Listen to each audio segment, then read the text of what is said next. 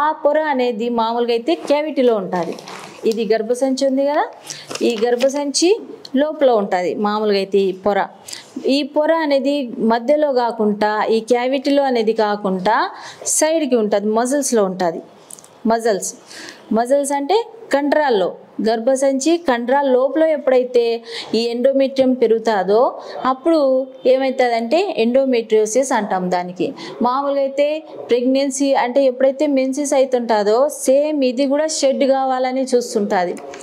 ఇంకా మెన్సెస్ మధ్యలో ఇది గ్రోత్ కావాలని చూస్తుంటుంది. కాబట్టి మామూలు ఏదైతే మెన్సెస్ ఉందో ఈ మెన్సెస్ టైంలో మీకు విపరీతమైన కడుపు నొప్పి రావడం, ఇంకా ఏంటంటే భార్య భర్త కలిసినప్పుడు విపరీతమైన పెయిన్ అబ్డమిన్ రావడం, ఇంకా మీకు హెవీ బ్లీడింగ్ కావడం అనేది జరుగుతుంది. కాబట్టి ఈ అడినోమైసిస్ అనేది ఎలా ట్రీట్ చేయాలి అంటే నార్మల్గా అయితే అలోపతిలో ఓన్లీ సర్జరీ అంటే గర్భసంచి తీసేస్తేనే ఈ ప్రాబ్లం అనేది సాల్వ్ అవుతుంది. వీడియో గాన మీకు నచ్చితే లైక్ చేయండి, షేర్ చేయండి, సబ్స్క్రైబ్ చేయండి.